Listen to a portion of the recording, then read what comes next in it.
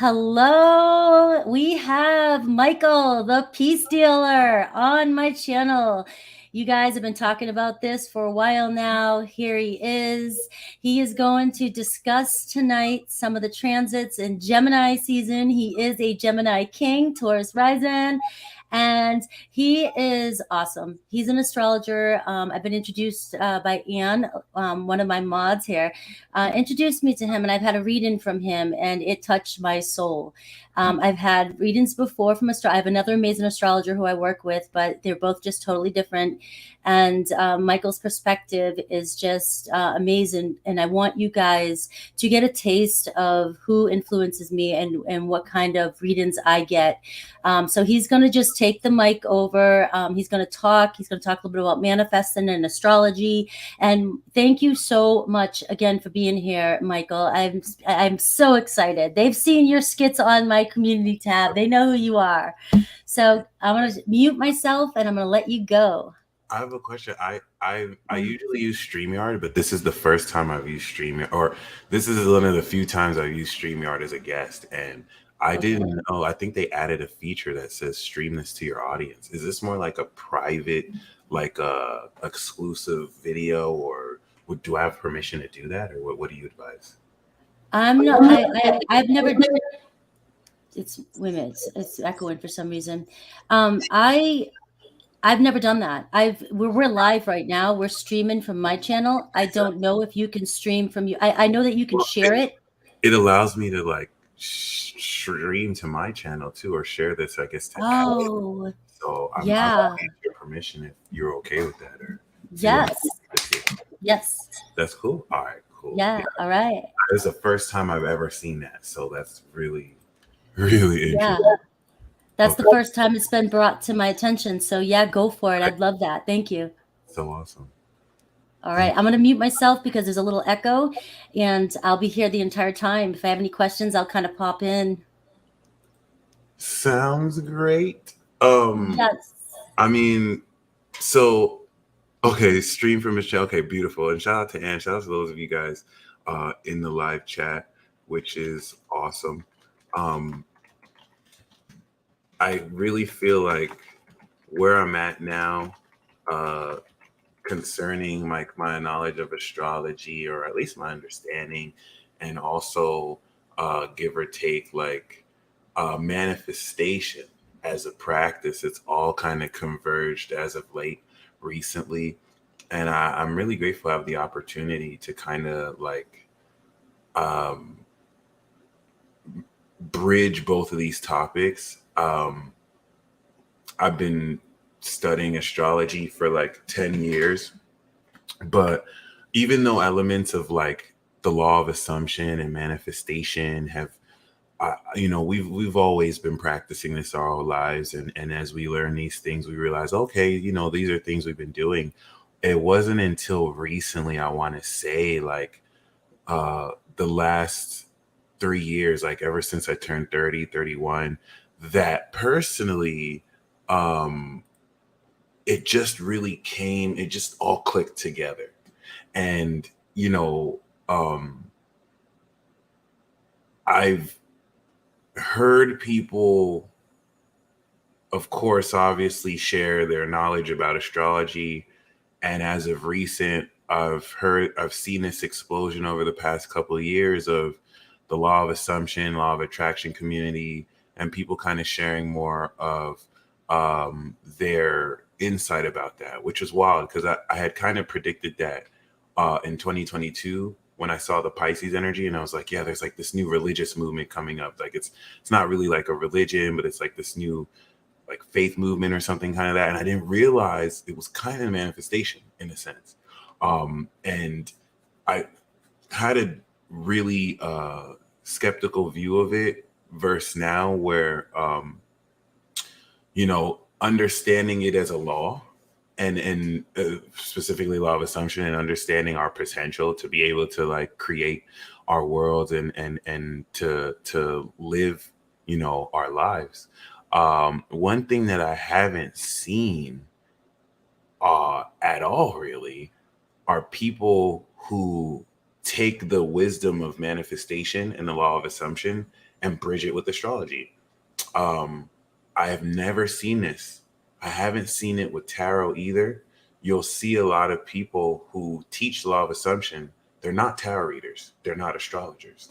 So they they're going to give you advice and say like, oh, you shouldn't read tarot, or you shouldn't be stuck on readings, which there is truth to that. Like, I feel like what the law of assumption community, and shout out to those of you in the live chat, remind us is that these readings are not fatalistic. It's not that the reading determines our fate. We control our destiny. But then you have the astrological and tarot, and people who read tarot, like they understand the purpose of it, which a lot of people who don't read tarot, they don't read astrology, from the outside looking in on the surface, it looks like a divinatory art of fortune telling, right?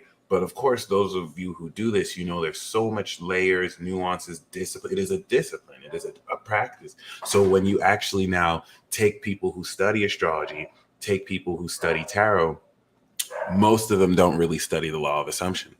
So you don't really hear, you'll hear them speaking, but they won't really know what they're bridging. So that's definitely a large portion of where I want to direct my brand, my channel, to kind of focus more on being a magician. I've definitely embraced the astrologer role.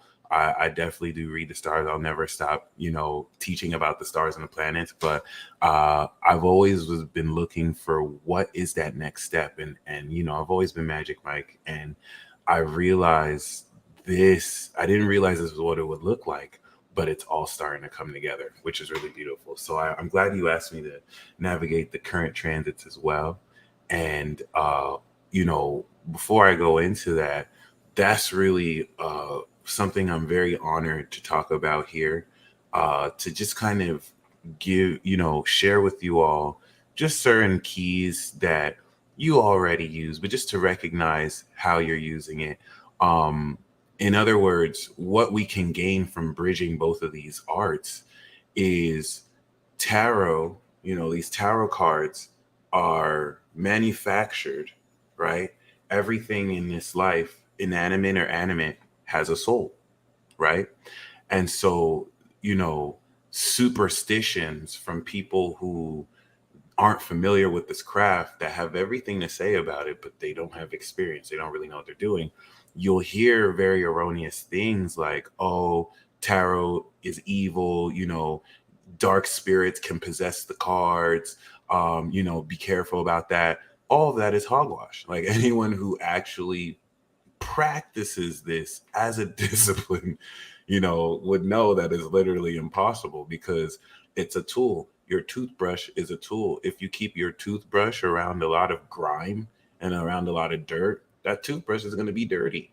But we're not going to say the toothbrush is demonic or evil, right? If you keep the toothbrush in a very pure place, well, a toothbrush is going to be very clean. And, when we deal with spiritual tools and spiritual hygiene, it's all in the heart. It's all in the soul. If you're a negative person, if you're an evil person with a horrible behavior and you're around negative people, that's going to, transfer on your tools, and you're going to have experiences that reflect this. And it's amazing how in these communities, it's easy for everyone to point the finger at like what's the wrong thing or what's evil, instead of looking at our own selves, right? And that's how you know who's snitching on themselves or not, because given that we do create our realities, then the reality you're experiencing is created by you. And even though things that happen to you by other people are those people's responsibility, the way we respond and react to it is our karma. So this is where, when we look at these tools, right? All these tools are doing, which is really cool. If we are going to take astrology, if we're going to take tarot, for which I think is really amazing, because astrology will kind of give you a more objective science, and then tarot, I feel, is a more subjective magic, right?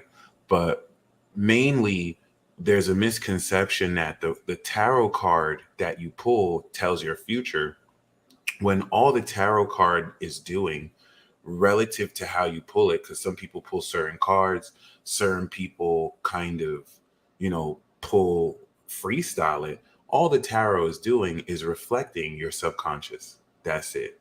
So it's not necessarily that the cards tell you what's going to happen. You are interpreting what the cards mean to you. So, like, you could literally pull a whole different set of cards and come up with a similar interpretation. And this is where, when you practice this, when you step into this discipline, you see how the perspective you gain from this tarot craft and practice exercises your own mind in order to be able to communicate with yourself. Because these tarot cards are mainly just symbols, right? The death, lovers, with the major arcana, each card kind of represents an aspect of life we go through.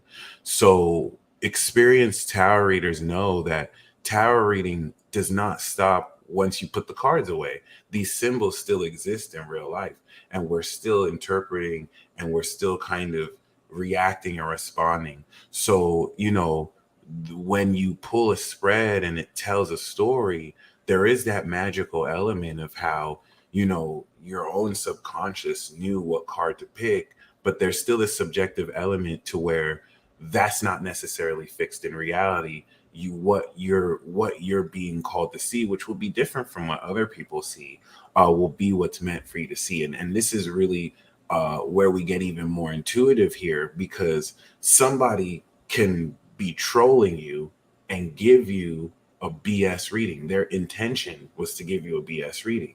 But the person who's listening to that, it was exactly what they needed to hear. It was a reading for them, right? Even though the person giving the reading was completely making stuff up, this is now the intuitive, what's the non-linear nature of these practices, to where, this is not bound by logic. And whatever you're meant to gain from it, which is what makes this very subjective, other than astrology, which is primarily very objective, as far as this planet is at this degree, the moon is here. The interpretation of that might be subjective, but the actual as above, so below, that's real time. So what's really amazing with that, especially in terms of the tarot, is you're reflecting what messages you're bringing up, but now with the law of assumption, with your manifestation ability, pulling a tarot reading is like looking at your GPS. And if you're headed west, you can just decide, I want to go east. I'm not going to let this reading, the reading doesn't mean that I'm destined to go west. It's just saying, hey, if you keep on doing what you're doing, this is where you're headed. And so, once again, these fields are not regulated. So, I can't just up and become a lawyer and start giving people legal advice. I'm going to go to jail, right? Like, they're going to penalize me. I can't just give people medical advice, right? But like, anybody can just pop up, say that they're Goddess Isis 4256, and start giving people astrology readings yesterday and giving them advice and telling them this and telling them that. So, this opens up the door for so many frauds, so many cold readers.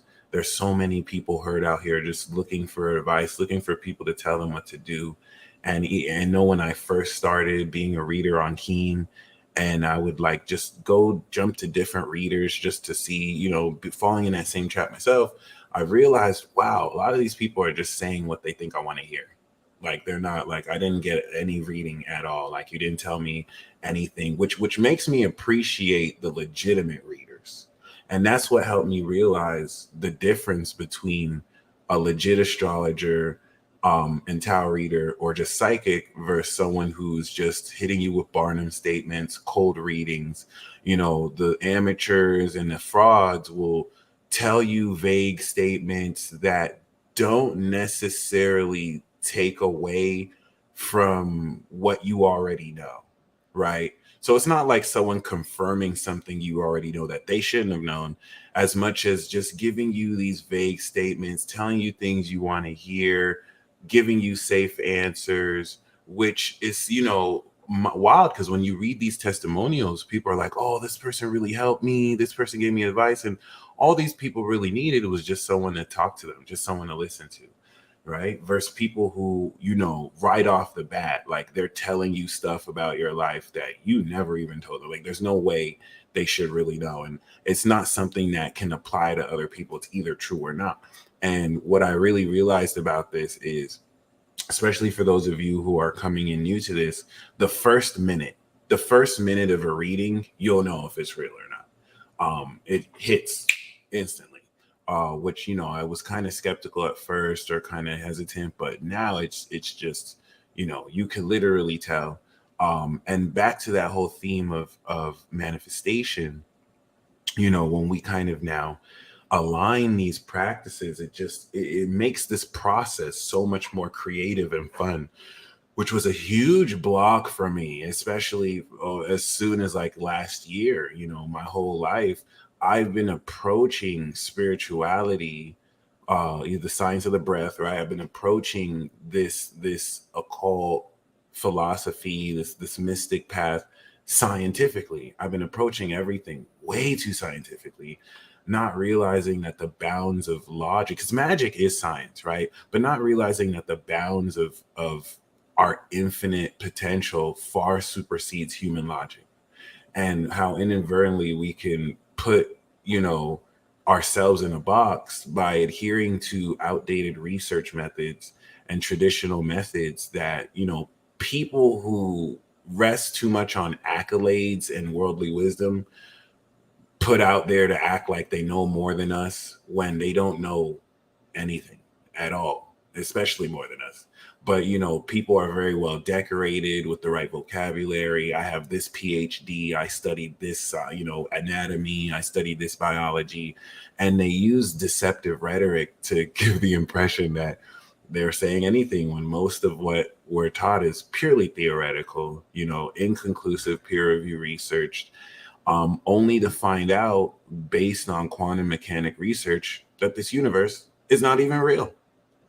Something that many of us, right, without needing a PhD in science, I'm pretty sure we all figured out that, you know what I'm saying, a lot of the stuff we experience is not real, and that we're not even really here, which I feel like debunks a lot of classical findings that really basically frame this material universe as being here for real or being materially real. So that's a very recent discovery, this Nobel Peace Prize. I think it was 2022, groundbreaking. And once again, before we go into the current transits, which are amazing, the I feel like we're in a very, very amazing period to reclaim not just our power, but who we are. You know what I mean? And to be put in that position to, once again, like, instead of approaching things too logically or scientifically, to I had to really teach myself to just have fun again, to just really enjoy the moment, you know, of being so preoccupied with the results or how things play out instead of just being present. That's something I've really struggled with my whole life, because it's easy for me to just stay in my head and just think about everything instead of, right, you know, instead of just be here now, right? Which the Ram Dass book, Be Here Now, was introduced to me years ago, and like I still never knew what that was about. Like, I read it, and I just read it with such like I just skimmed through it. I was like, okay, this is a nice concept. And it's not until now that I realized I really didn't understand what that book was. Versus now, where it's like, okay, be here now, right? Be, do, have. A lot of these concepts that I felt I understood, now is just, they're just coming back around and clicking so much more.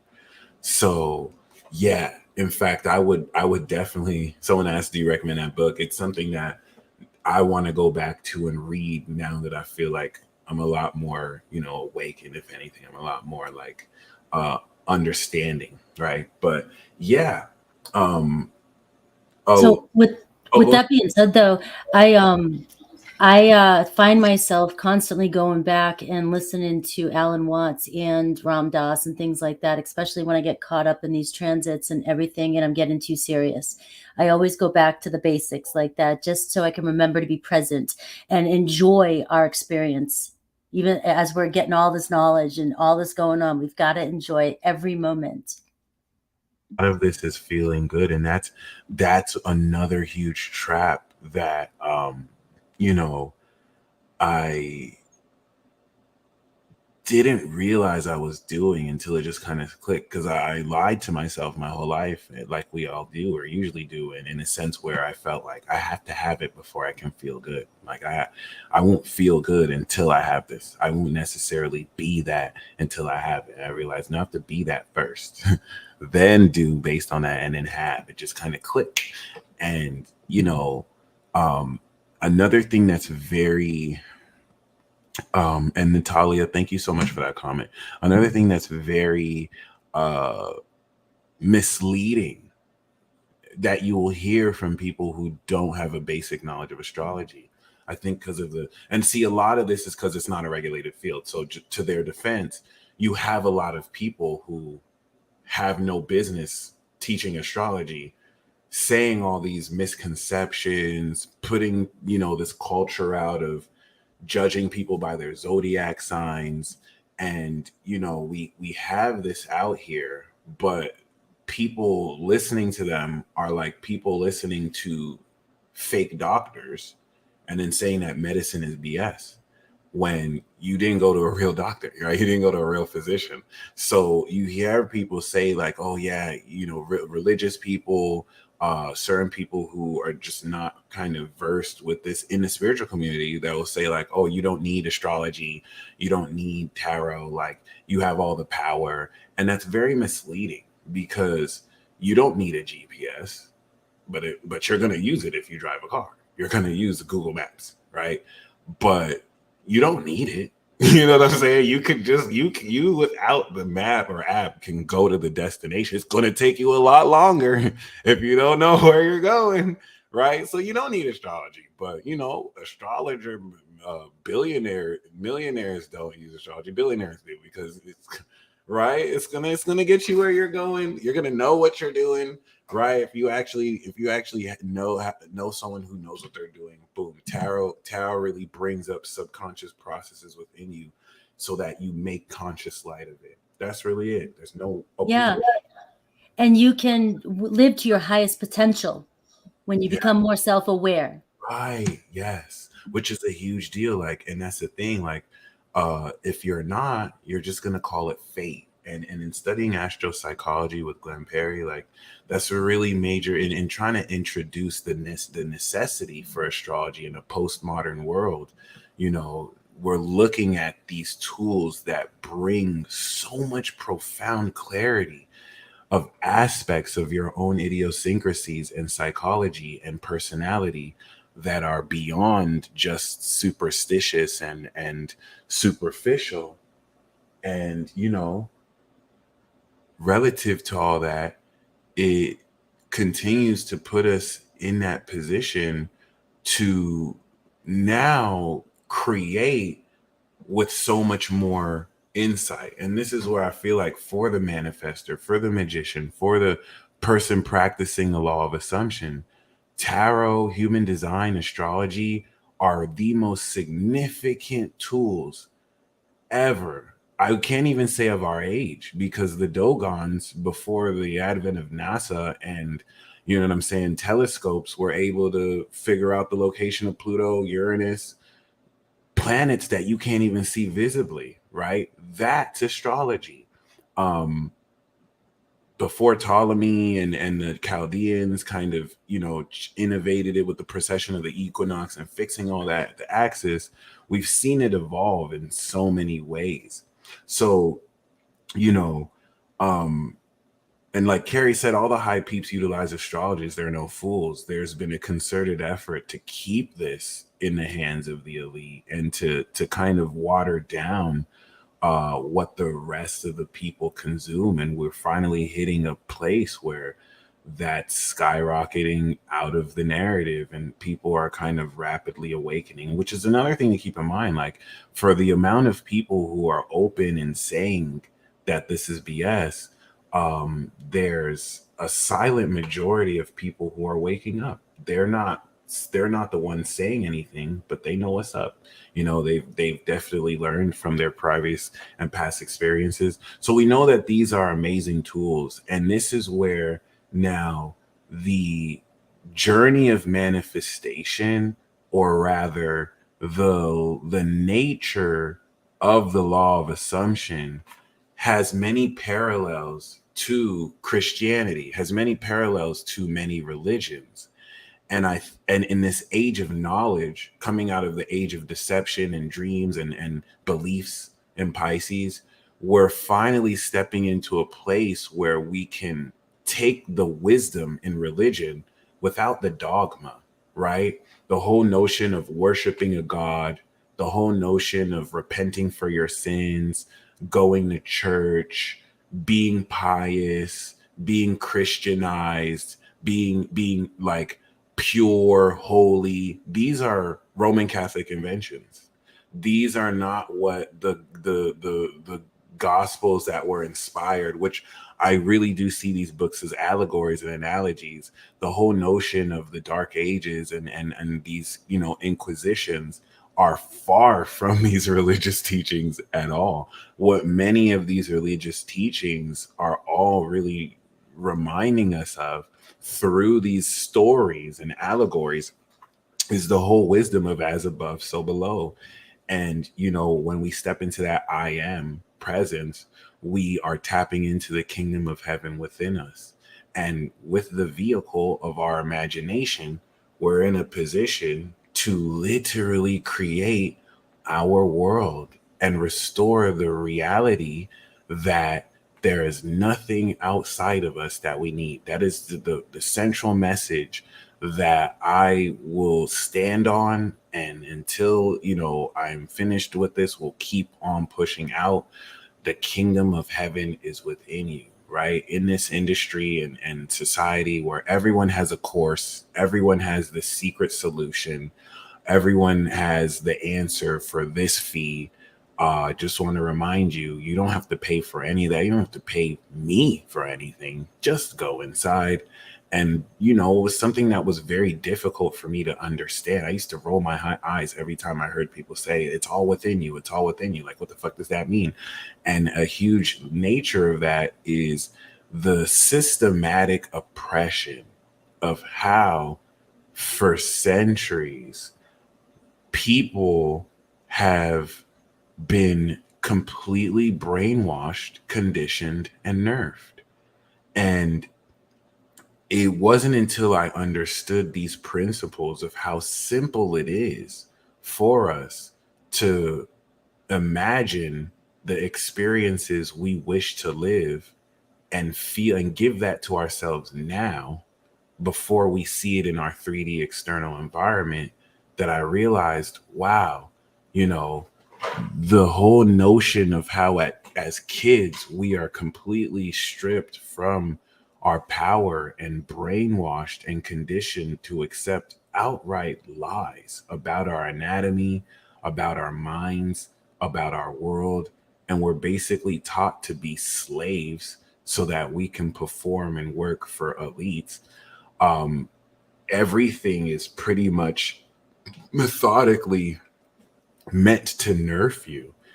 If I'm responsible for controlling a collective over the past 3 centuries, where groups and dynasties of people have stolen wealth from other people, well, if I can convince majority of the world that you don't have power within yourself, that's delusional to think. You need our resources, you need our protection, you need to abide by these systems and rules and laws for your own benefit. You need to learn this material to know anything. It's all an illusion. It is all a lie. None of that is real. And now it is scientifically proven that none of this is real. Like, this is literally, I'm not going to say it's a simulation, but I mean, literally, 0.01% of what we, have, or of what's material is real. Everything else is metaphysical, non-material. So this is where, when we kind of remember that our enemy is not flesh and blood, there is literally not a single person that you see that is flesh that is your enemy. It's all unseen, right? The Bible speaks of us building treasures for the world after this one. The things that we seek are invisible and last forever. Everything that is physical is finite. It doesn't last forever. And so you have so many people who have been tricked into building fortune and leaving legacies in a fake world. Like that's crazy. But then you're crazy if you think, oh, I'm only here temporarily so that I can train my consciousness to build qualities, invisible qualities, to take to the life beyond this, right? The afterlife. Well, we've been tricked to believe you don't have a soul. Our devices can't measure your soul, which is the stupidest thing I could have ever heard. Our devices can't measure the brain of your function. We can't measure your soul. So you're just a physical being, right? And you only live once. And, relative to the United Nations, and the theosophy groups that are in cahoots with Luciferianism and Satanism, that wish to destroy the nuclear family and bring in so much more like division in a whole lot of not necessarily patriarchal or reinforced traditions, but just really, splitting people apart and really opening up the space for chaos to kind of take its place, although organized, right? This personally just puts us in so much greater of a position to speak up about what it is that we know and to break through past this. And thankfully, once again, we have these tools. But yeah, it's a simulation, but not from what our perspective is. Amen. Like Kobe just said. So yeah, just to kind of simplify, once again, the law of assumption, everything that you personally assume is true is true. And this took me so long to accept. I didn't realize how much we get in our own way and how much we feel we don't even deserve what it is we want. Because it took me forever to accept that it is literally as simple as just giving it to yourself, just deciding, oh, go ahead. Yeah. Well, and to add to that, what you were just talking about, the narrative that we've all come into, we're playing in this story, this simulation or whatever. That's what we're talking about. What I'm talking about when pulling away the layers, these assumptions that we have, that with these beliefs we have that are not ours. We were taught these even from young age on. We were taught at school, we're taught all these things. And so we go around and we assume things to be true, and we have no idea why we even assume it to be true. We have no idea where these thoughts, beliefs even derived from. And it's just part of the simulations that we've been talking about. Man. Yeah. And I totally agree. And like, it just exposes how much we complicate what's simple. But another thing that people don't give themselves the benefit of the doubt of, because it's so easy to just blame yourself for it.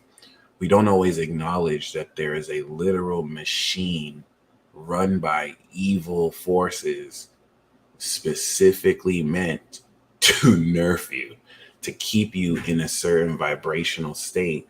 So that, and it is very genius the way this is mapped, because if you think of everything that really enables you to support this creation of your reality, a lot of what we're obligated to do goes against that. Most people feel like they have to make a living inundated with outright lies, telling them you need to be afraid, you need to be worried, this is happening, you need to get this done. So it's hard for people to naturally be in that state where they can just enjoy their life and just create, because they have accepted lies. I need to work hard to make a living. I need to do all this to get successful. I need to do ways that traditionally I was taught, all which are lies. And then you have forces which control the narrative, as we all know, so that people who really wake people up are dealt with, whether killed, silenced. And it's amazing because now we're more aware of this than before, where people didn't have the internet to really speak up with their voice, which is a staple of this new age of Aquarius, where in the new age of Pisces, people cannot really speak their minds without going through a gatekeeper. Now anyone can have their own platform and generate that traction, kind of breaking through a lot of what occurs through here. And so what's really amazing though, and this is where we can start to speak on the current transits, a lot of the playing field is being leveled, where a majority of this deception that really kind of held us back in the darkness is dispelling at a much more collective, massive rate. And the best way that I could really say this in a way that because the way that we've been taught is very subtle. The way that we've been taught, the words we use, the vernacular enchantment, even the whole notion that, oh, this isn't realistic, or that's just kind of strange, that's fallacious. That's really an invention. Like, there's nothing that's too strange. As a limitless being too, there's nothing you can't necessarily accomplish. So the simplest thing I can say is, collectively, everyone is activating the next level of conscious expansion, which is unlocking more alignment with aspects of ourself we've long since been taught don't exist. So the only thing that these forces that wish to control us, which now the whole nature of the matrix makes so much sense of how we're used as batteries, how our energy is used to really, simulate this, right? Now that we're kind of awakening, the best thing that they have done over the past 3 years is convince people, because like the universe has created this app. Let's just say like this conscious evolution is an app, right? It's something that's hitting everyone collectively, but you have to download the app. You have to actually download the app, install the app. We got to do the work, right? But if I can convince everybody, oh, that app is dangerous, that app's BS, that's not an official app, right? The app that's being downloaded is not on the Apple store. It's not on the Android store. What the government does is they give us phones that are locked, right? So we can only have certain providers. Those phones give us narratives, right, that we have to take in. We can't listen to other, different narratives. These are the experts that we're forced to listen to. That's it, right? And they're telling us weird stuff like men can have periods and all that stuff, and we just kind of have to accept it. Cool. So now what the universe has brought through, what our spirit team has brought through, is the ability to jailbreak your phone, right? This whole Uranus and Taurus aspect. When you unlock your phone, you now take the quality of your phone and you jailbreak it. You enable it to now download other apps that are not just policy, right? And also switch to different systems. So now that whole theme of jailbreaking your phone, thank you, learning to see me. Jailbreaking your phone is that analogy of breaking out of this systemic narrative where now, men are fighting with women, black and white people are arguing with race, and you have, young people and old people, you know what I'm saying, kind of coming through, which is just a narrative plot to divide people. And you're now opening up to other sources or to sources of truth that are not regulated by the government, which is why they want to keep it hidden. So now you're getting this app that you put in the work to unlock your phone. You found the app provider, you downloaded this app that is available for everyone. And the reason why I like that analogy is you hear this misleading rhetoric of, oh, the 144,000 chosen people, we're the spiritual elite. We're so much better than other people. That's why they're asleep. They're not awake. But I wouldn't necessarily say it's that the people who evolve consciously and pass on to the next world versus others who just get left behind in this old world. Because people talk about a split, right?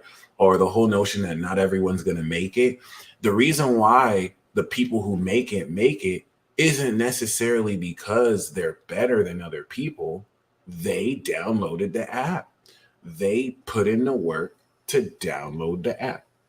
Whereas other people were convinced by the people who gave them the phone, don't download the app. If you download the app, we're going to cancel you. We're going to ostracize you. You're not going to be popular in our society. So people made that choice. Most of you watching here don't care what other people think as it pertains to your path. And you stand on what it is you believe in. And you are really good people of integrity who are willing to at least put yourself out there in the face of those willing to ridicule you just for speaking your truth. Whether you're right or wrong, you're standing on it. You put in the work. Most other people feel threatened. They don't want to lose their job. They don't want to lose their standing with their friends, their rich friends, their popular friends. They don't want to look and be ridiculed. They don't want to lose all their hundreds of thousands of followers. You know what I mean? So they made their choice. They chose the world. Those of you who downloaded the app, you chose your soul. So for those of you who really put in that work to instill these principles, downloading the app is a program, right? This program, magic spells are programs. So downloading the app is aligning your thought process with beliefs and thoughts, whether you believe in it or not, that align with your authentic soul self, versus the programs of the world that take you out of alignment with your soul and want you to align with BS narratives, right? That don't have anything to do with you. If you think about all the money poured into the entertainment industry complex, for what? Why are all these children still investing all of their time on TikTok, Facebook, paying money for these Satanists who just worship themselves, idolizing these superstars that are human like you and I? It's what are we being distracted from? What is the ploy, right? And a lot of what we're being distracted from is this collective awakening. Everyone's talking about everything, but the most shout out to Kobe, but the most important facet of what's happening, the evolution and expansion of human consciousness. Why aren't these scientists talking about this? Please go ahead. Please feel free to come in whenever you want. There's just a slight echo, I think, when I come in. I wanted to say one of the most important things about what's going on in the separation that's trying to what we're seeing is that if you're doing the work and you download this app, like he's using as an analogy, the most important thing is you're finding your truth and you're finding out whether or not you truly believe what you're seeing and hearing. Because most people are superficial. They'll listen to something. Remember, everything we take in, we program our minds with, even if it's something we're scrolling through a couple seconds, we're taking in that knowledge and it imprints in us. But when you become so self-aware of what your true beliefs are, and if you hear somebody on TikTok and you see all these different, like you said, the division that's going on, you can actually sit back and go, is this true? No, this is not true for me. Why am I getting angry? Why am I getting mad? Why am I choosing this? I don't even care really, but you have a voice and you can stand middle ground. And I think right now, most importantly, we need more people walking this middle ground because they don't want us to wake up. But if we sit and observe and figure out who we are, we will be there for those when they all do wake up, and we can help others when they come out of this crisis, because right now there's just a big, huge crisis going on, and we need to be there for them when they do. And Frankie, what you said was, I think, the most important thing, because that you detailed the next 2-year process. The end of Saturn coming out of Pisces is this end of the world, like the structures and traditions. Since the 1800s, the last time Neptune was in Pisces, the relevant 30-year cycles since then are bringing in centuries of closing. And Uranus going through Taurus, Saturn and Neptune getting ready to go through Pisces. Colby's talking about gene editing, technology with AI. You know, as soon as Saturn entered 0 degrees Aquarius, we got socially distanced. We were censored. We never seen fact checkers until Saturn of limitation was in Aquarius, of the collective and communication and knowledge, right? And then as soon as Pluto went to Aquarius, we started to see this AI explosion and, you know, simulations of AI going against its programming, AI artists coming through just at 0 degrees, right? I like how Bonnie said, it's not the end. It's literally just the beginning of the next paradigm. So this period right now, Saturn and Neptune coming out of Pisces and Uranus in the Taurus, with Jupiter in the Taurus, is that bridged gap of what you just said. The next generation of leaders holding space in advance to be who they are, while Saturn and Pisces and Neptune is ending the old world and traditions of everyone collectively still stuck in that illusion. Because 2 years from now, in 2025, once Saturn goes into Aries, that's the new world order. It's too late to build the ark. All right. The end of the world. World is Saturn. Pisces is the end of the zodiac. Saturn and Pisces is the end of the world. Aries is the first sign of the zodiac, the new cycle. Saturn is the world order. Saturn and Aries is the new world order. But with Neptune here, bringing in the outer planets, it's a whole new cycle. So, you know, when 2025 hits, and the illusion dispels, and Saturn goes over Neptune, and all those illusions are dispelled, and people see, oh, this is what's been happening.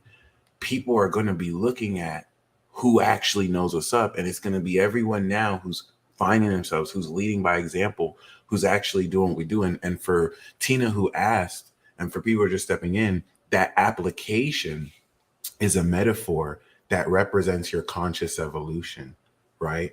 The app is run through programs. Those programs are the thoughts and feelings that you program your mind to align to your own magical nature, which, once again, the reason why it's difficult for most people isn't because you're not doing the technique right, isn't because you are not high vibrational, because you have all these law of attraction myths. You have to be high vibrational to manifest. You have to do this technique in order to manifest. You have to be happy. You have to be in this state of, all of that's a lie.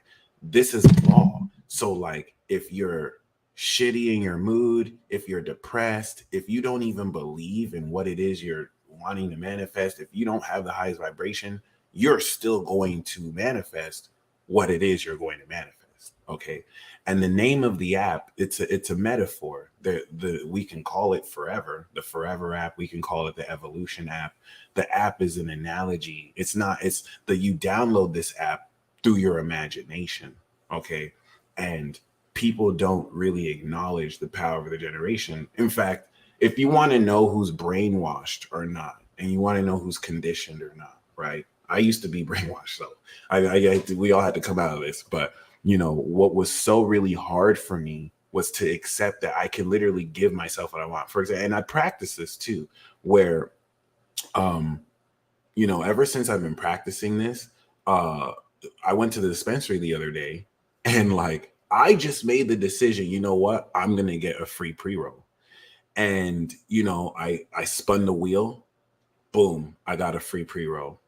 Which, by the way, like, the odds of that is ridiculous. But now I know. I just decided, cool. But what even happened right after them was a much older woman who you could tell, you know, I don't think she knows what pre-rolls are or whatnot. She won a free pre-roll. And she was like, I don't know what to do with this. She looked at me, do you want my pre-roll? And I was just had won a pre-roll. I was like, wow, I'm about to walk away with 2 free pre-rolls. But the people who worked the store were on it. They were like, I guess they didn't want me to get that pre-roll. They're like, oh, no, don't worry, you don't have to do that. Like, we'll just hold it for you or whatnot. And thinking in retrospect, it's like, first of all, she asked me if I wanted. I don't know why you have to do that. But either way, it really reminded me of the potential of the imagination, being in a position where I had imagined I'm going to be in California. I didn't even know I was going to be in California. And later that day, someone called me, said, hey, we're doing a ceremony in Cali. I'll see you there. So it's like, evidence. And I've had experiences where I had no other choice but to trust in faith and the angels, and they came through every time. Right back when I was skeptical about angels. So it's easy for me to understand that whatever I imagine, I can create. Whatever I decide, right, that I want to live, all I have to do is just persist and get through. And what was very difficult for me to accept was that that's it. Like, I just have to decide that I have what I want, and to just think as if.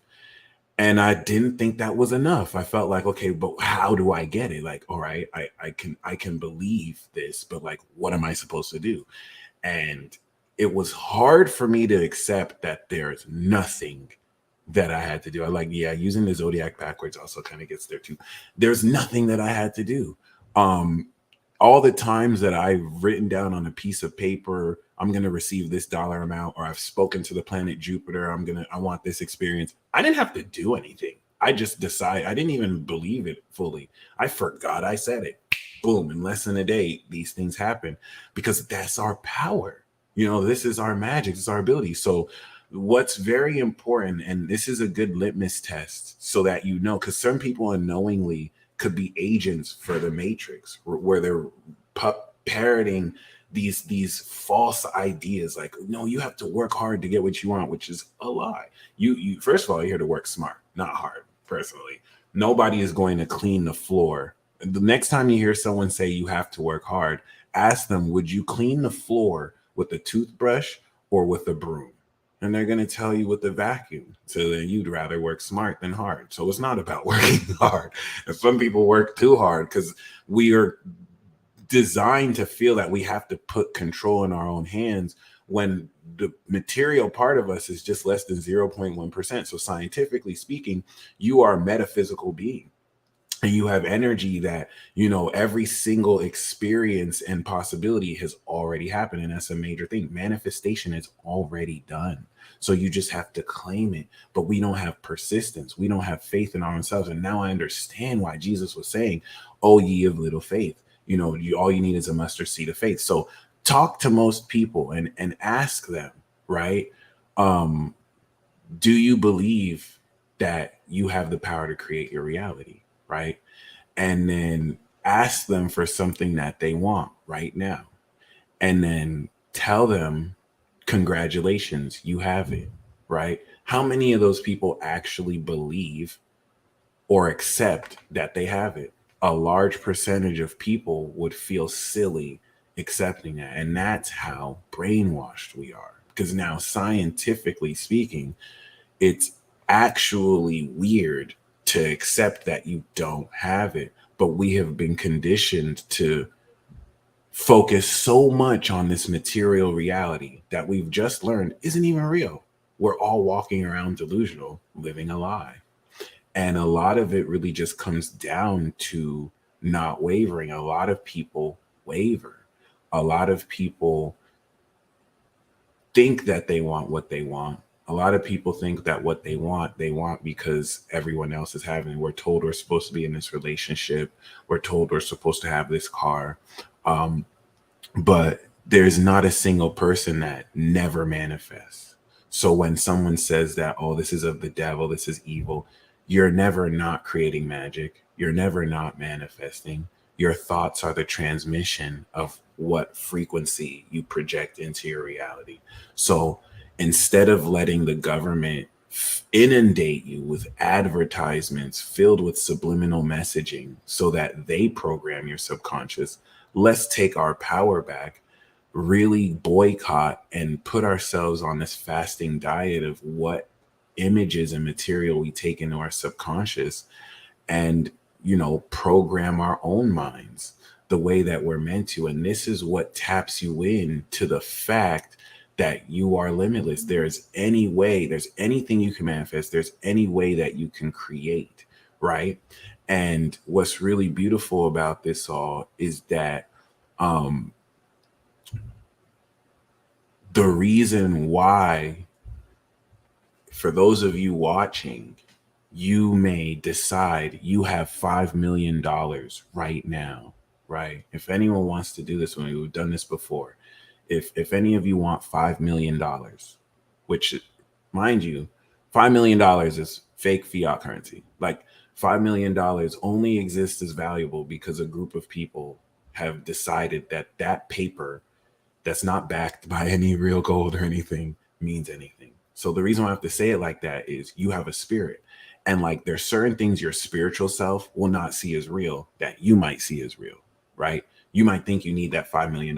Your spiritual self is like, you don't, right? So you don't really want it like you think you do, right? But the reason, so if you want $5 million right now, all you have to do, you don't have to really light a candle. You can if you want. You don't have to really do these crazy affirmations. I have $5 million. I have $5 million.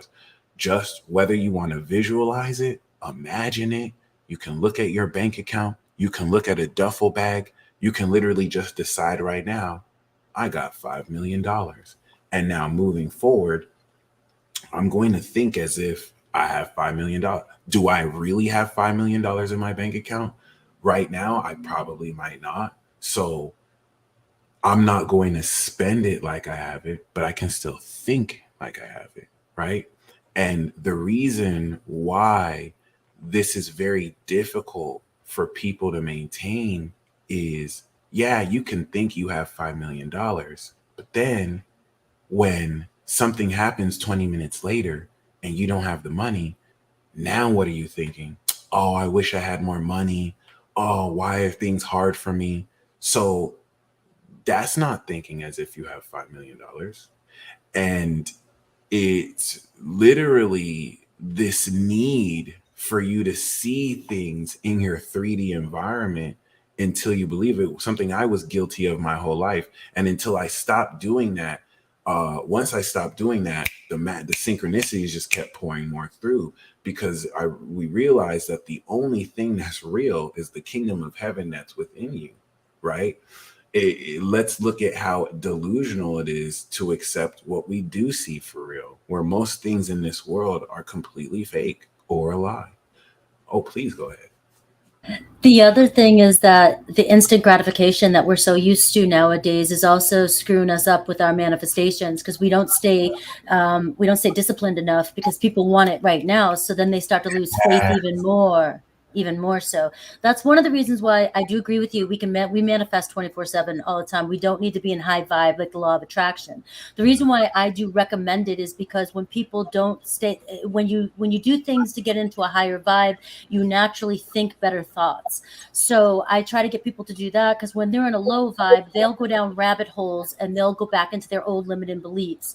So I use it as a tool to kind of be like, all right, you want to make yourself feel better a little bit so you can get out of that old rut or depression that you're in. But you don't need to. You're absolutely right. It just helps people get out of that need. If they don't see it right away, it must mean it's not going to happen. Absolutely. And I love that you said that, because that was my number one main problem that I'm still learning to work with. With me, I am super impatient. So like, I want it now. And 5 minutes later, I start to get agitated. Like, what the heck? And that's when I had to catch myself. Why am I looking for evidence here? Like, it really taught me the discipline that comes with creating your reality. You know what I mean? And maintaining that, and really wanting to feel good, and really knowing that this is what we do. And once I step into that state, I no longer care about when and how it's going to come, because I already have it now. I am that fulfillment. And it's just very difficult for people to accept that. And that's very sad, because that's how conditioned we are to just basically throw away our power. But thankfully, you know, like Saffron said, it really is the best feeling when we just give ourselves what it is we desire. And I want to make sure we're clear on this, because there is a difference between manifesting and desiring. A lot of times we just desire what we want. Oh, I want that. I really want that. Versus living as if, oh, I already got that. In fact, I'm not even focused on it. I'm doing my own thing. I already know that's going to come through. And I just had a thought too. One of the reasons why it takes a little bit longer too for us, because the desire is we desire everything. We want things so quick, so fast. When it doesn't happen for us, it's because we're learning what true desire really is and what is really meant for our soul. Yeah, and I love that too. That's the next step that happened for me, because what would happen is I would manifest something, and then I would just kind of like go back and forth, and then I started to realize maybe I don't really want what I think I want, and this really forced me to go within and discover what it is that I really do want. Right? What place do I want to come from? Because it makes you realize what place we're really coming from. Right? Someone said, does it damage your manifestation when you start doubting but catch yourself and turn that around?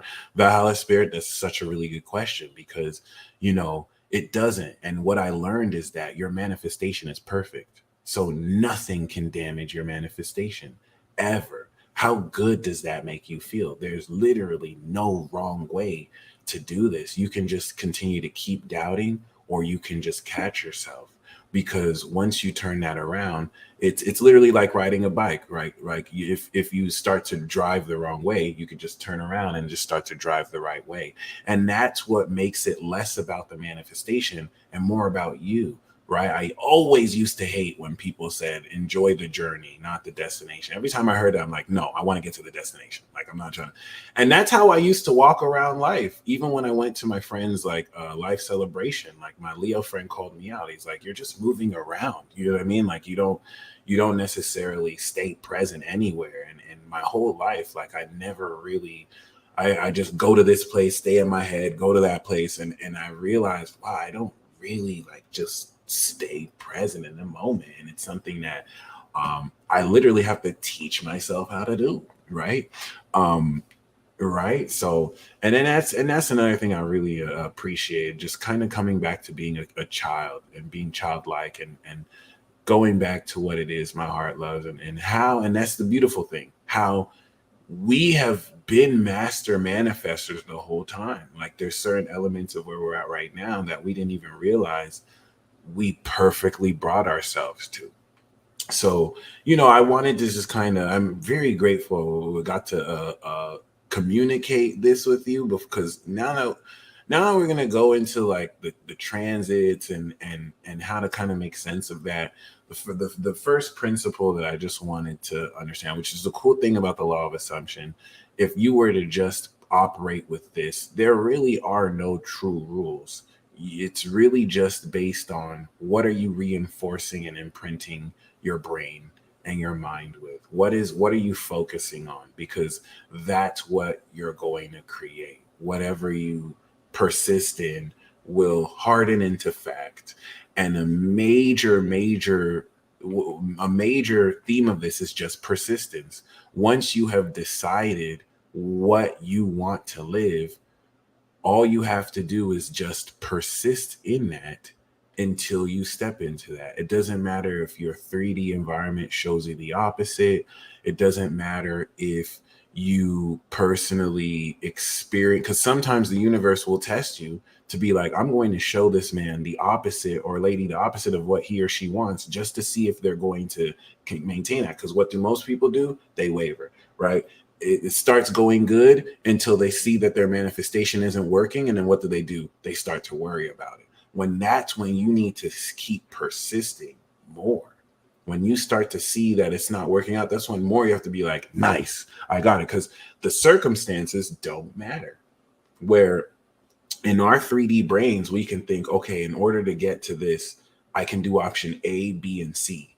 And if A, B, and C don't work, then we think, oh, there's no way I can get this. When God can just be like, well, here's option D that came out of nowhere. Like there's so many possibilities that we may not be able to see. And this works in the universe too. We can only see a small percentage of the universe, right? Our eyes can only see a certain band of colors and sounds, but there's so many frequencies beyond that. And we don't say they don't exist just because we can't see or hear them. So, you know, and this represents the greatness of you. So that's beautiful. Pluto going through Aquarius is going to expose the corruption of humanity, but also the purification of those who don't fall to corruption and lead through. And the reason why I want to talk about that is because the last time Pluto's in Aquarius, we had colonialists go through indigenous lands, and because of the diseases, wiping out mass amounts of people. Because of war and revolutions, with the French Revolution and American Revolution, hundreds of thousands of people are dead. Famine as a result of war, right? And the whole thing, which is beautiful because Aquarius is collectives, right? It's humanity. So we're seeing entire cultures of indigenous peoples, boom, done over this period. And that's happening again. I'm using indigenous as an example, but like we're getting ready to see entire cultures of collectives, Koreans, Chinese, Italians, Americans. We're finally reaching the end of that as you know, certain leaders push to bring this one world order. We're still through pestilence, war, revolutions, going to see what seems like a mass extinction event, you know, people kind of dying in droves, even if that's just ideologically, even if physically they're still alive, but ideologically they no longer identify as that collective.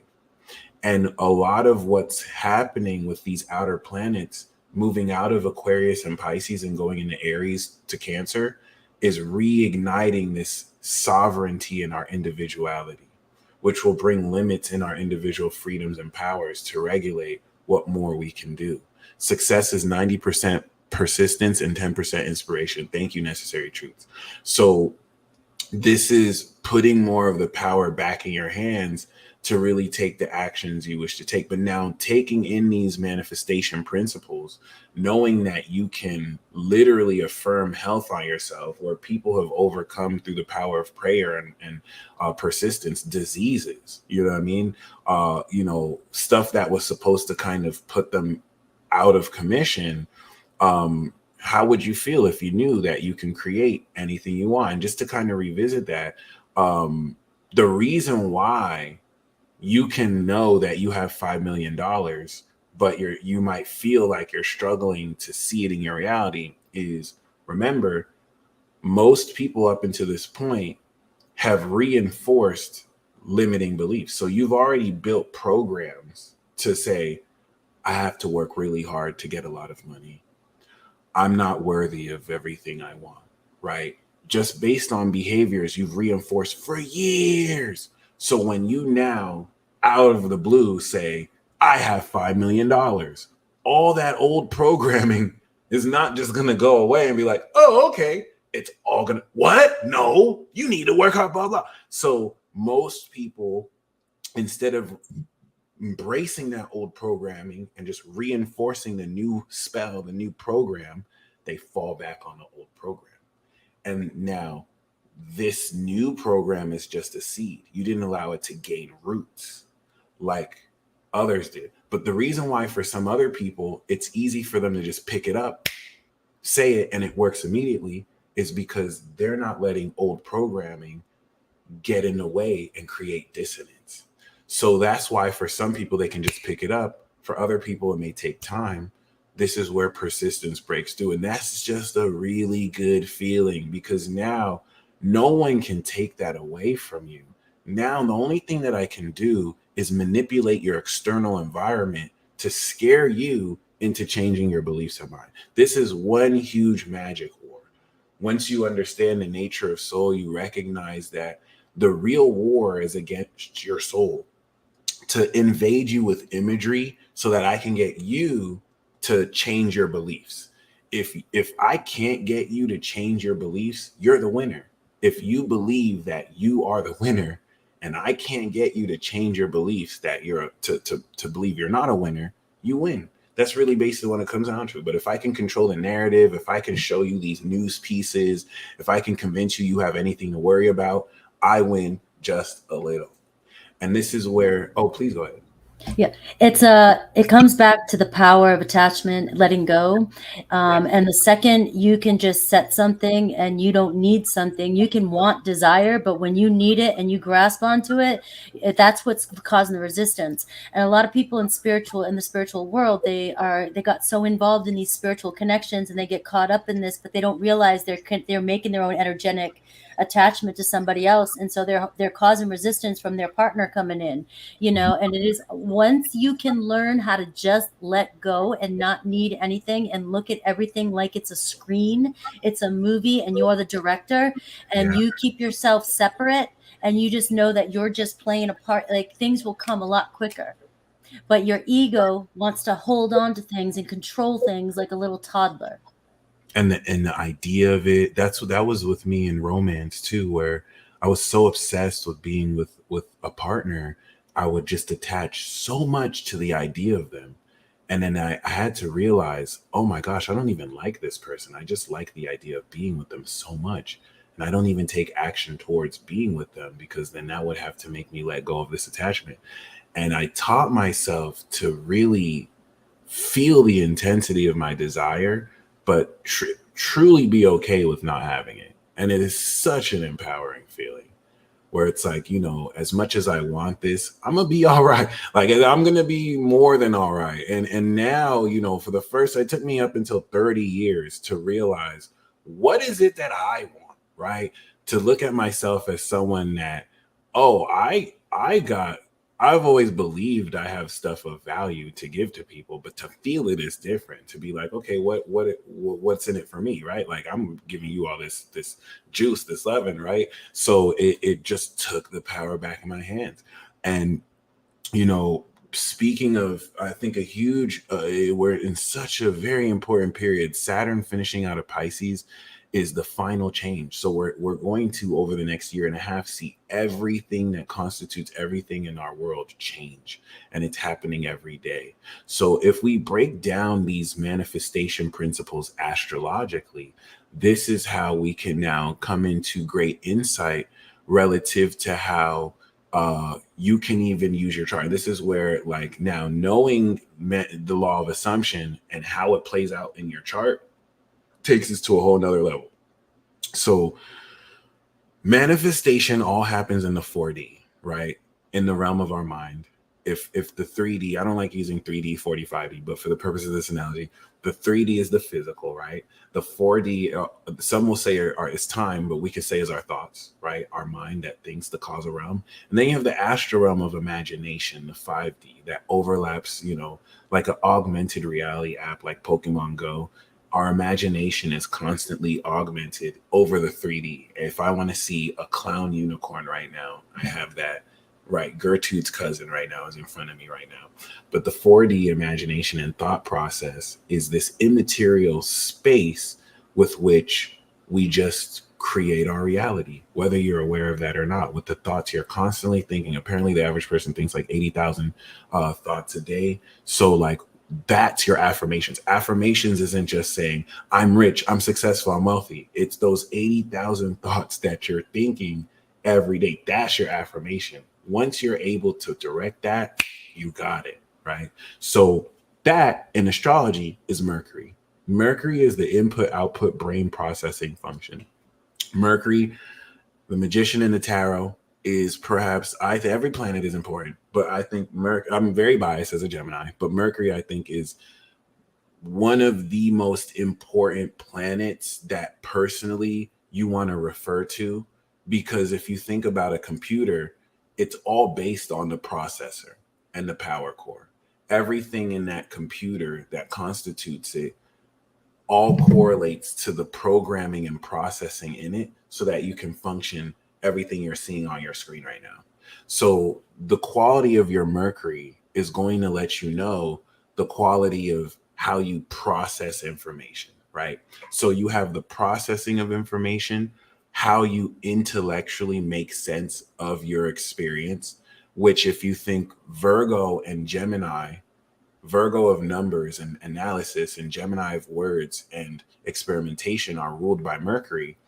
And, reality is everything we experience. Because if our brains are in a vat right now, how can we know what's real? Is it what we smell? Is it what we see? Is it what we sense? All of these things are ruled by Mercury, right? The perception of Virgo and Gemini versus Pisces and Sag, which is imaginary, which is visual, right? Visionary. So it brings us in this catch-22 to where none of us can really say how we know this is real, even though it's been kind of proven it's not real, right? We're just projecting from a soul space. So personally, Mercury is very key because the sun is our conscious awareness, right? It's a baby that's aware of everything. But that baby doesn't know this is a microphone and that this is a wire and that this is a cup. They develop those type of motor skills once they step into the Gemini age of like 5 to 7, and they start being inquisitive and Mercury starts to come online. So the sun is just your conscious awareness. The moon is your subconscious reflection. It's what we like to call your soul. Some people will say the sun is soul because of SOL, but I like to use the moon as an aspect of your subconscious mind if Mercury is your mind, right? The moon, which we don't know if is a satellite from Saturn or not, does represent the subconscious reflection of everything you're aware of and how it makes you feel. It's also going to represent, in connection with Neptune and Uranus, our ability to be a vessel and receptive to who we are within. And that's why this is very important, because Vedic astrologers will say that they're their moon sign. And I am a believer of that, where if you're looking at a phone screen right now or a computer, the actual monitor I like to see is the sun sign. It's the expression of that light. But that's plugged into a power source, right? Saturn, which is the system of power. And all of that you see is based off of programming, zeros and ones that create how you see what you see. But the soul data, right? The actual data, I think, is like the moon. It's the pre-stored information you came into this lifetime with. So we have our soul and we have our awareness, but what connects that? It's our brain. From our brain, we project our consciousness. So from Mercury, we can project the sun, and we know Mercury is the closest planet to the sun. That's, of course, sharing the messages from the royal sun to the rest of the planets. And this is how astrology and the Bible, right, is really an allegory for our body. A lot of these stories that we take historically are really just stories that may not have happened for real, but really accentuate the relationship between our body and the universe. So just like Mercury communicates to the rest of the planets in mythology as a messenger, our brain takes neurons and communicates with the rest of our body, which have, planetary correlations. So it's Mercury that enables us to communicate with the soul reflection and to reflect what we feel. And then it's also Mercury that takes that information and then we now form words to communicate it. The sun is how we express that.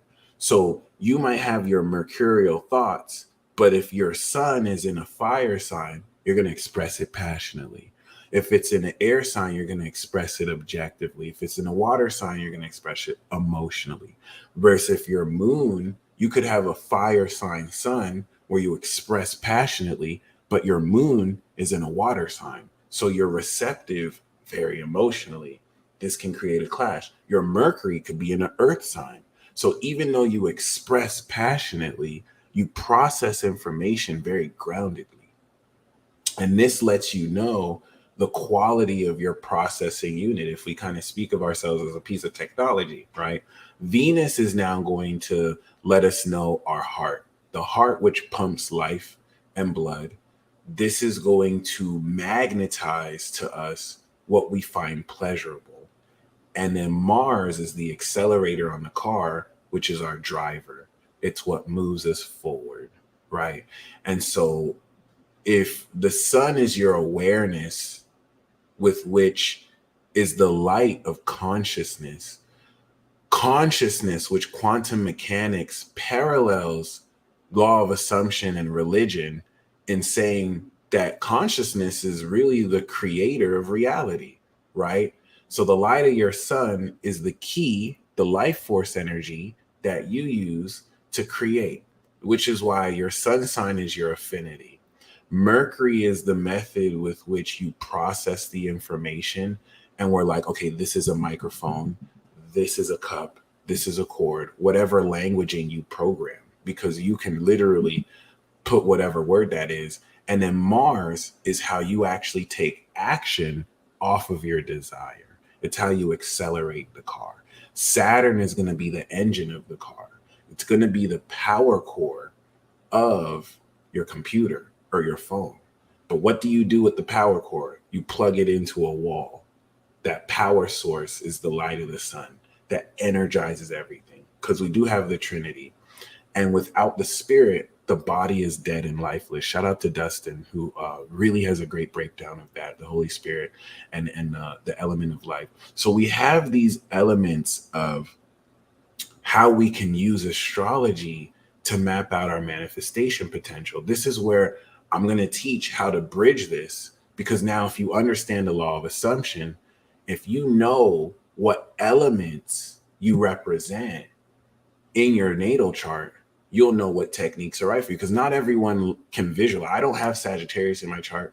I don't have Pisces in my chart. It's like I'm not the best at imagining things. Other people can visualize a scene like it's there. And so like if you have a lot of water, if you have a lot of fire in your chart, boom, visualization, really feeling it, right? It's easy for water signs to feel it. My Cancer sister had her vision boards.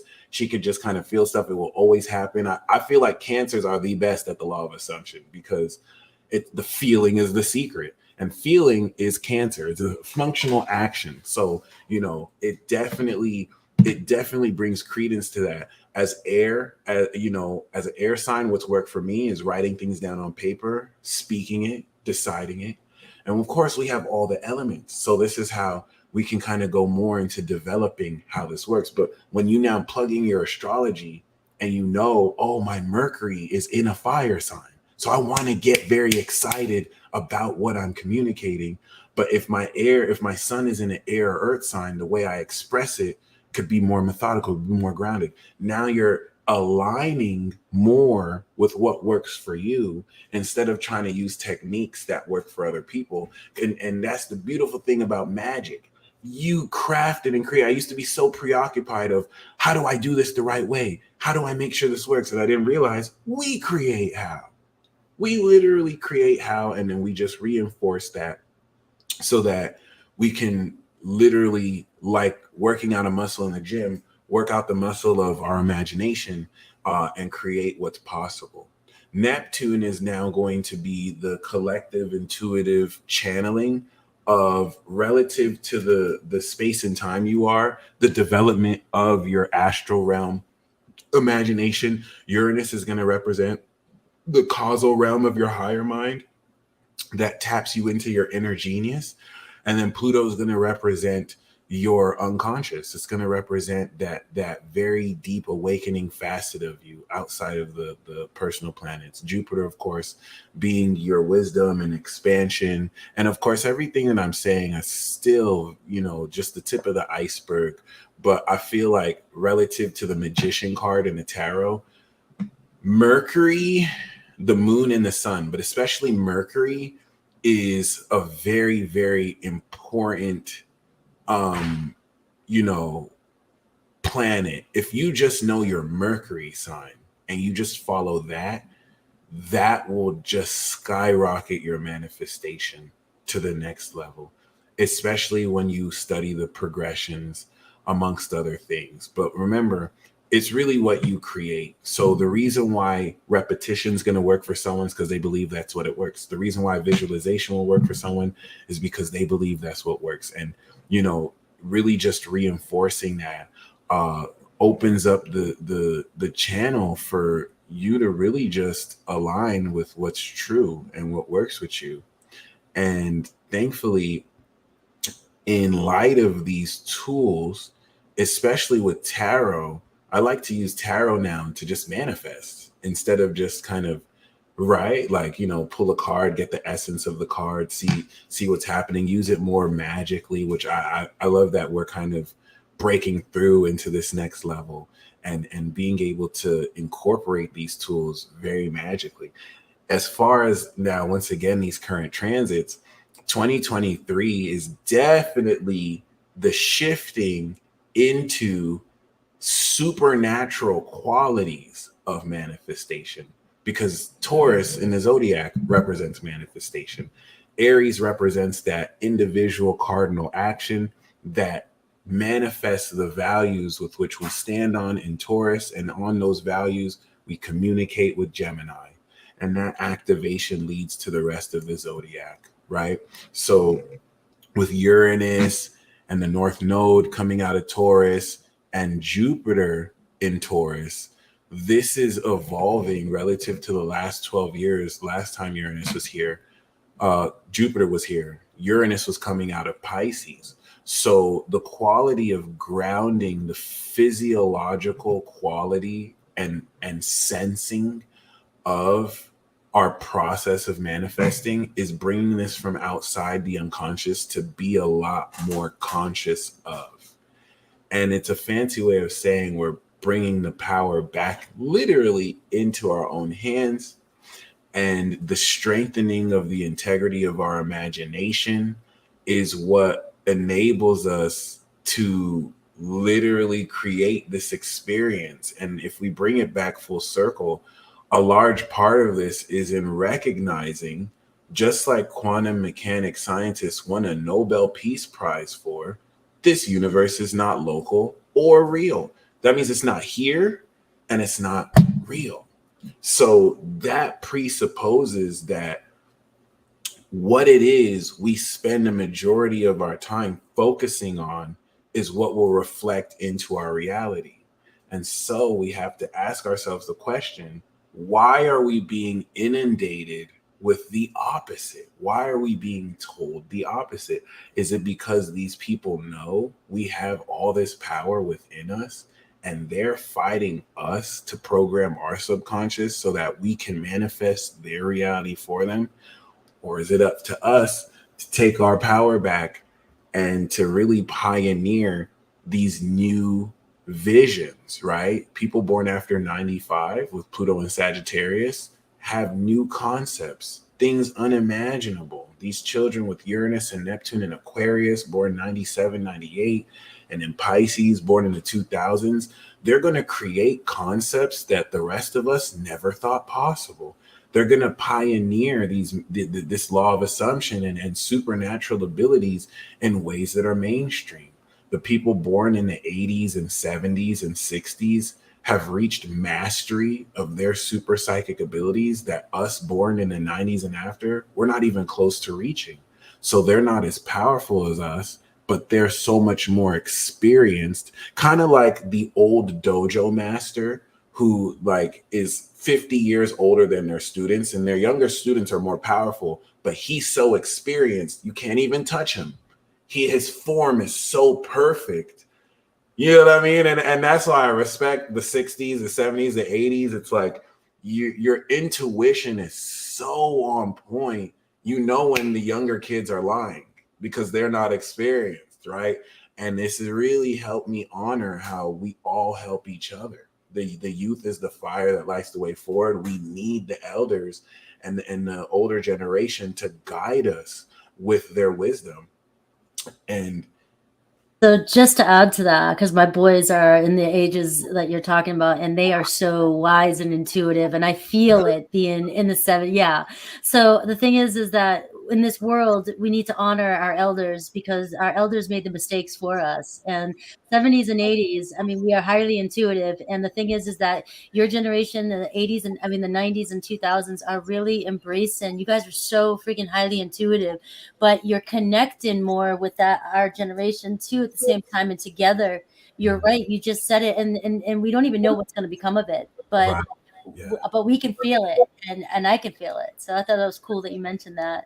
Oh yeah. And I've been mind blown about like I saw The Mentalist, who wrote that TV show, The Mentalist. I saw him perform. My friend Carrie took me out there, and I realized he has Neptune in Scorpio, which is a 60s aspect. This dude is reading people's minds, like it's to the point where you think he talked to the people before the show, but like I saw he had Neptune and Sun in Scorpio, so I'm like, this dude's using real psychic powers. Like he's really intuitive. He did a Russian roulette performance completely blindfolded, and like, you know, with being able to hear things, read minds, use a bit of mentalism, which I feel like he did the Scorpio thing and made it look like it was a trick, but he was really using psychic abilities.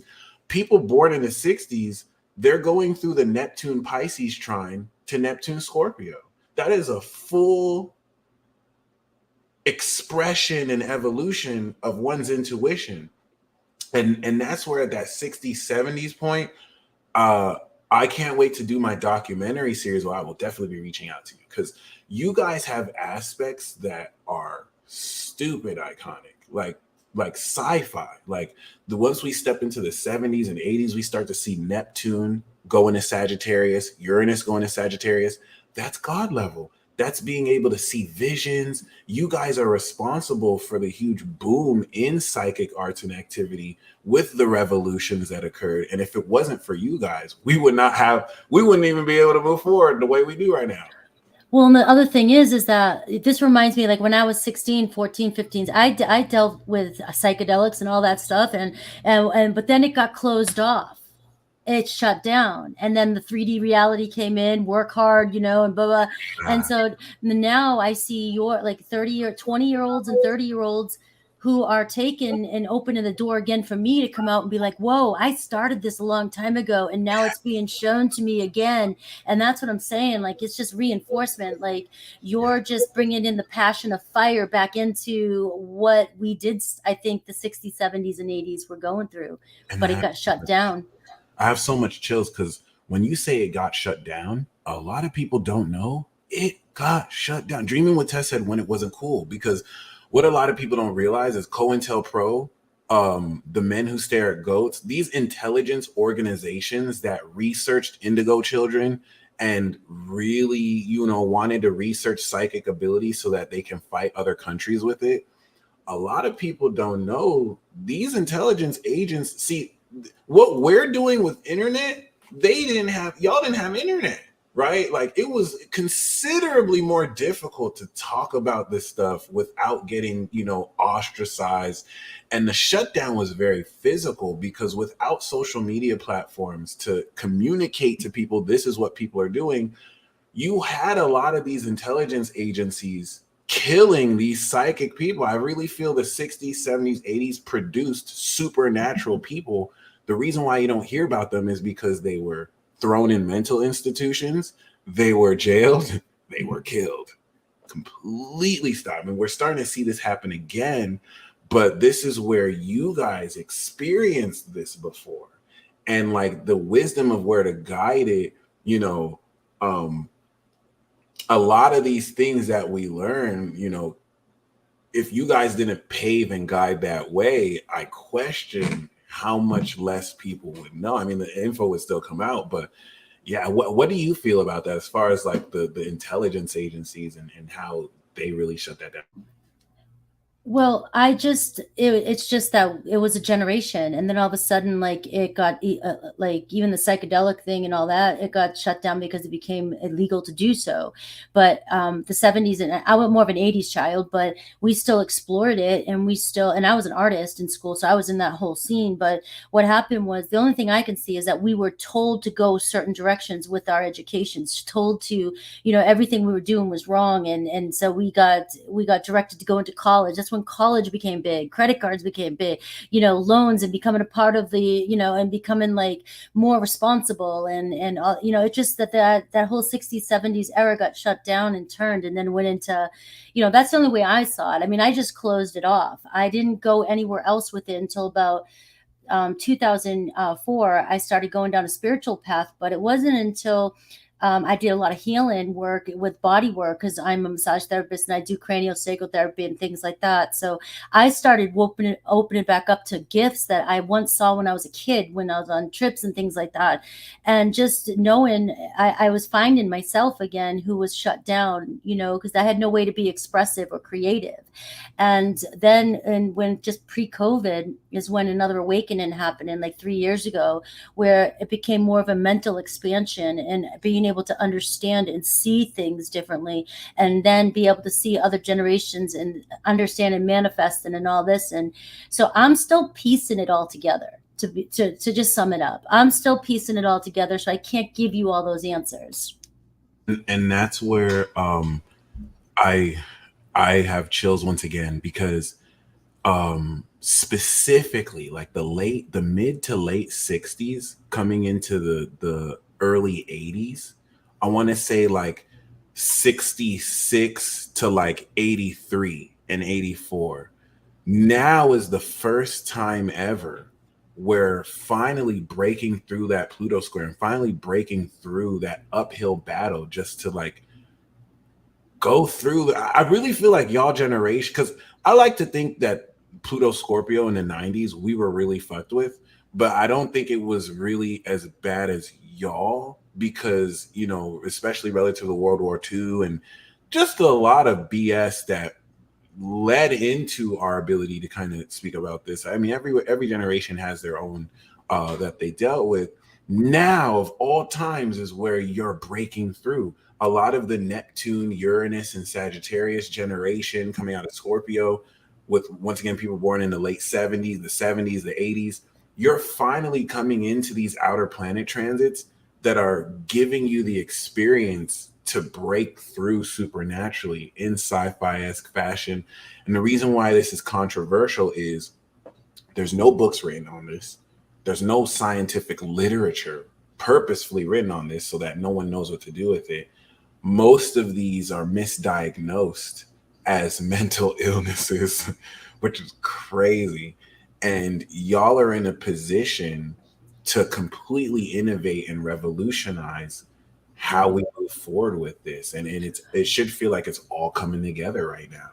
Well, and it's funny that you say that, because from the 90s on is when they really pushed at mental illness and prescription and ADHD and depression and anxiety and all this. And I was ADHD, of course, and so we were numbed.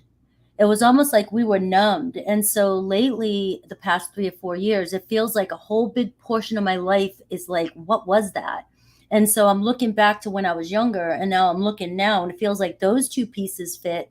But that whole middle, those 30 years, those 20 years, it's like, what the hell was that? It was like I was under some sort of spell or some sort of, and now it's like we're breaking out, because I feel like I did when I was in my 15s to my early 20s. You know what I mean? Like that was my full expression, and the rest of it was fake, absolutely fake. I love the way you describe that too, the being numb and just kind of like living this fake life.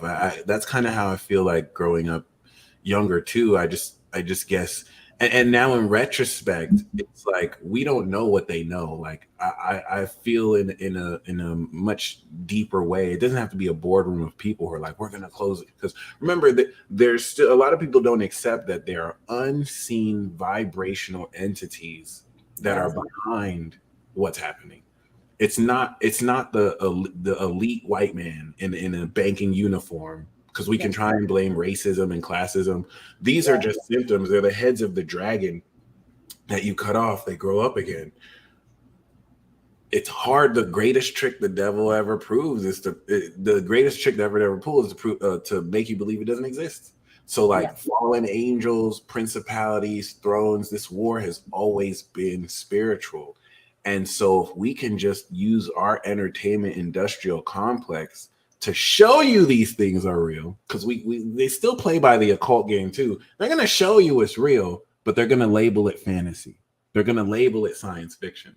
So it's like, you don't really believe that. That's not real. But this universe isn't real. So like this game we're playing is perpetually deceiving people's minds to accept the lie. And that's this evil game. When you pressure somebody, right, to look at a man and to tell and to say, no, that's a woman, right? That goes against that frequency of truth. And I can't necessarily, I think it's very symbolic how everything is coming back full circle to piggyback on the feminine and the divine feminine. I think it's very symbolic how this is beyond just identity politics. It's a war against man and woman, but specifically focusing on that distortion of what a woman is, which is huge. The birthplace through which and portal through which we come through, it is a very inverted philosophy on,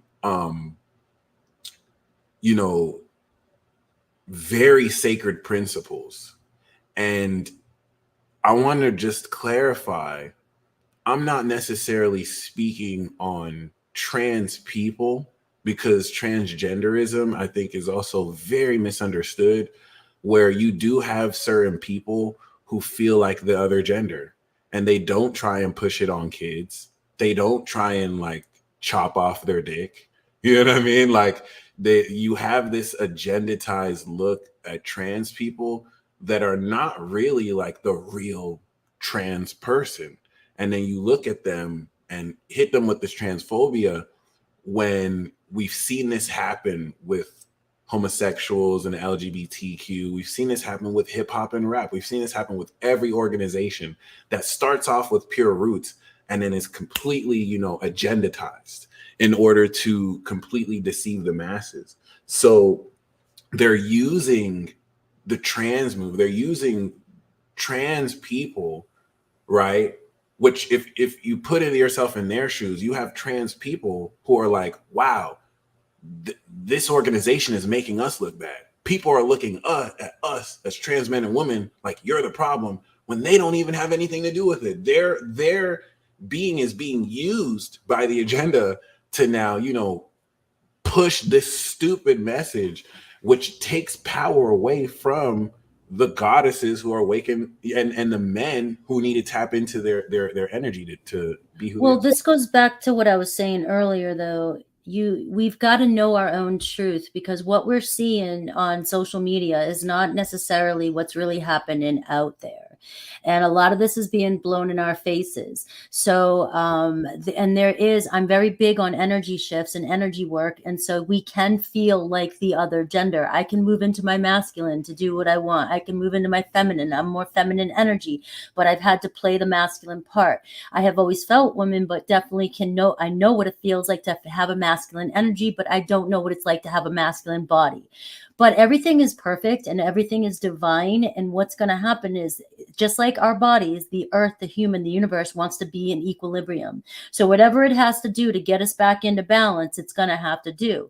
So this whole thing that we're seeing with what's going out, the mutations and things like that, to scare us, to freak us out, is to also get us to come back home too and feel into what's real, what's true for us as well. So they're all kind of lessons that are being thrown in our faces and to scare us. And I do agree with you about the women. And here's the thing is, we're in an age where we're trying to heal feminine energy, feminine wounds, ancestral wounds, and same thing when it comes to race and things like that. We're all healing wounds that we've come into. We're trying to women need to stand up and just have a voice. And this is what's going to make women who resonate with feminine energy stand up. But the thing about feminine energy is very compassionate, loving, and wants to connect with everybody. So when the feminine energy does rise up, it's going to bring balance and freedom to everybody involved, and it's going to finally, in the masculine too, the masculine, I could go on forever about this, but divine masculine too, we need to heal, because the men need to have a voice as well too, and so do everybody that can go within and without. But there's always going to be dark and light, and we've got to see past the darkness that's being shown to us right now. You nailed it with the proliferation of what we're being shown, because you have like, for example, you have these men out here pushing this stupid ass alpha male message, and what it looks like is that a whole bunch of men are superficially, like, treating women like material. All women are just supposed to do that. But the reality is there's amazing men out there. There are amazing men that know how to treat women out there. But if you look at what the social media is saying, it's going to look like it's just these people who just dick ride Andrew Tate. Then you hear these women spitting these toxic narratives, acting as if, oh, we just care about the money. And now it makes it look like, oh, all these women are materialistic, and they're the most amazing women out in this world who don't even believe in any of that stuff. And that's just been a huge, like, disillusionment to where, And we're going to see a change. We're going to see a change in this. It's happening to bring balance. Absolutely. And that's where I feel like in embracing a lot of the challenges and outright attacks on our freedom, that's only going to influence people to eventually draw the line and to fight back, if anything.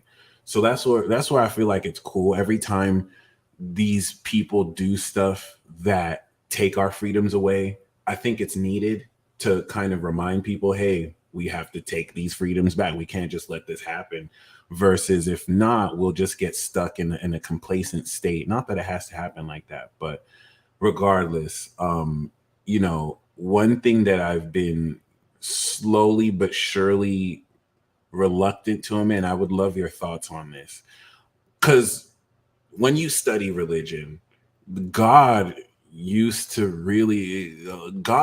be seen more as like the mother goddess before the Abrahamic and patriarchal religions kind of came through, right? Which I like to believe there's a lot of truth into that. Some of them will speak on God having a wife or whatnot, but there is that triple feminine of the crone and the virgin and whatnot, and maybe elements to believe perhaps what we call God is actually a creator goddess.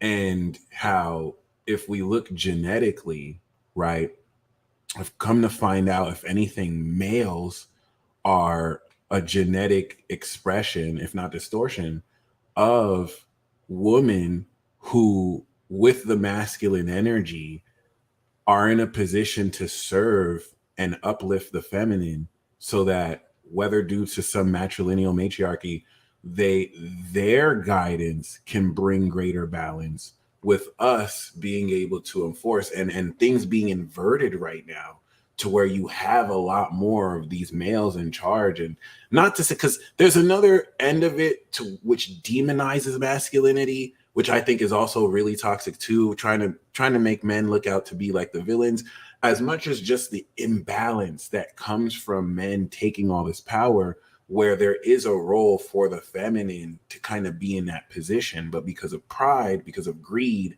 and all that. And what really causes me to say this is, we just have to look at nature, right?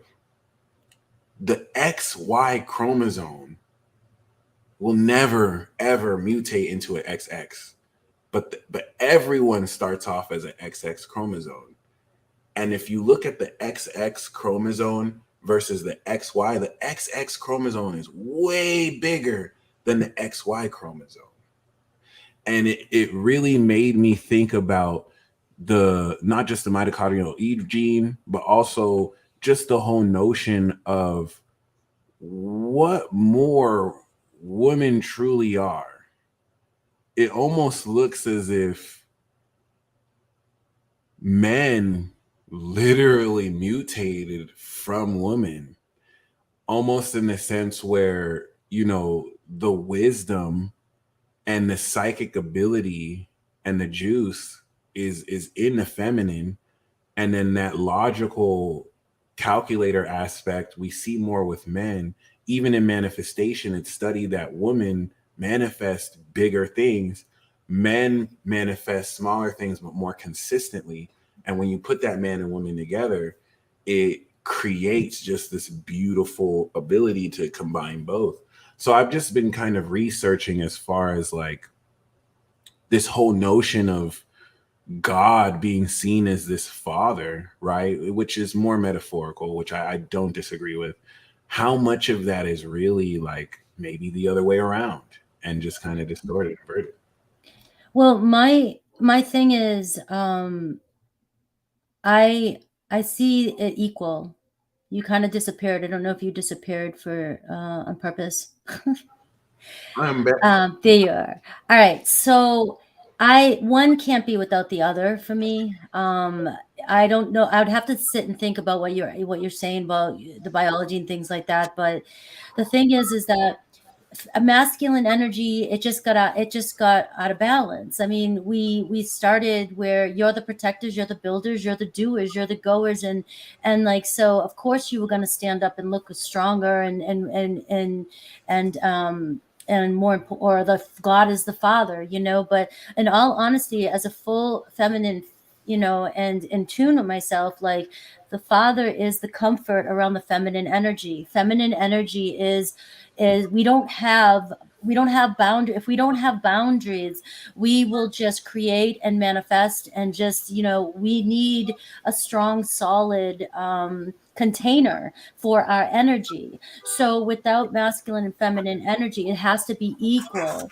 And so this doesn't mean gender. That's why I don't want to go too quick Right. into that, because Yeah. this has nothing to do with gender. It's feminine and masculine energy. We need each other to live to our fullest potential. So I hear what you're saying, and I haven't had enough time to really, you know, absorb that in to really come in with a deeper answer than that. It's just that I know that being without somebody for as long as 6 years now, it's like, it's harder for me to even manifest and be, because I don't have that masculine energy around me, where it used to even be my boys, who are not here anymore, to help contain, so that I can stay focused and use my highest potential. So we need both. We need each other to do that, and you need the fire, the passion, and the emotion, and the feelings, to be able to, you know, also create something to create for.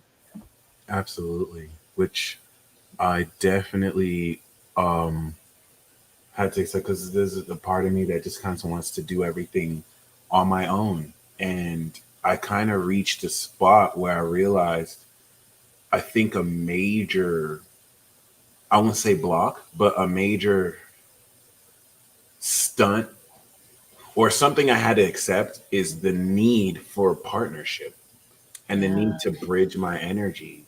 Because I I've been felt like, talking about that lately, though. So many people are on this healing path, and they think that they have to heal themselves and be good by themselves. right, It's okay. It's okay to not want to be alone. It's okay to want to feel loneliness. It's okay to want to be in a partnership. We're here to engage in that. Some people don't need it at all. They're on here for a different reason, but they are okay and they don't feel loneliness. When we force ourselves to not need somebody, we're going against our heart soul's desire.